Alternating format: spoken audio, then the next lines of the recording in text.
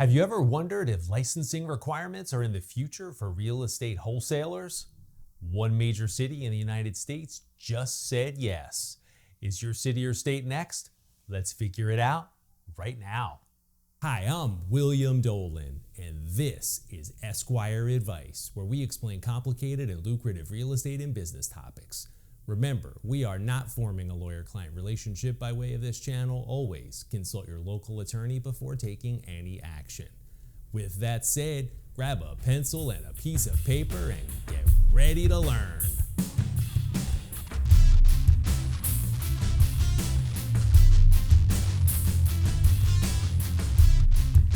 Welcome to our episode on residential property wholesaler licensing.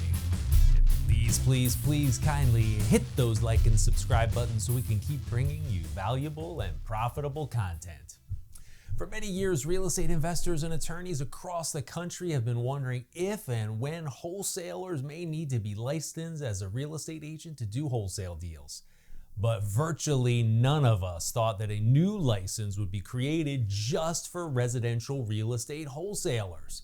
Yet here we are. The city of Philadelphia, the first capital of the United States, has another first feather in its cap.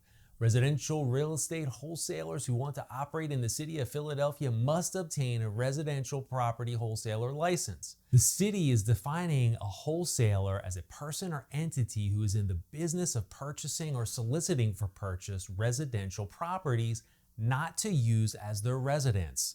Person or entities who substantially improve and resell properties are exempted, but what about those who purchase and resell without doing anything? It sounds to me like these people need this residential property wholesaler license. What about those who purchase and put minimal improvements into a property? It sounds to me like these people need this residential property wholesaler license too. If so, that means this law could apply to some flippers also.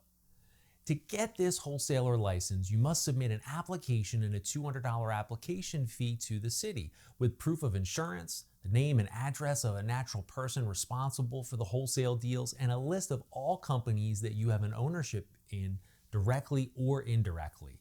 Now, the law actually states that you must disclose Pennsylvania companies.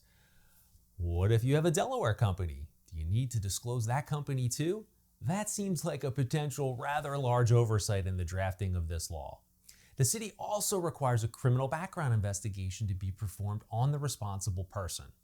Finally, the wholesaler is also required to provide a disclosure and have the potential seller sign the disclosure before presenting an offer to purchase the seller's property.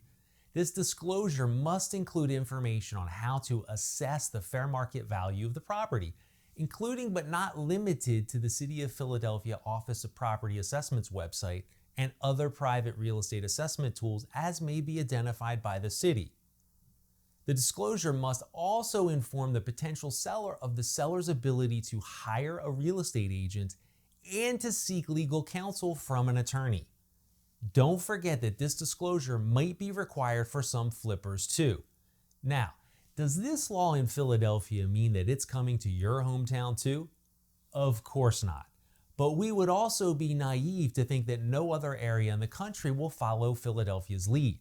After all, that's how laws like this become common. They start in one place and others follow suit. For example, in Delaware over the last few years, there have been many rumblings about regulating wholesalers. And with Philadelphia being so close in proximity to Delaware, it would not be shocking to see a similar initiative gain traction there too. I hope you have enjoyed our video on the new residential property wholesaler license.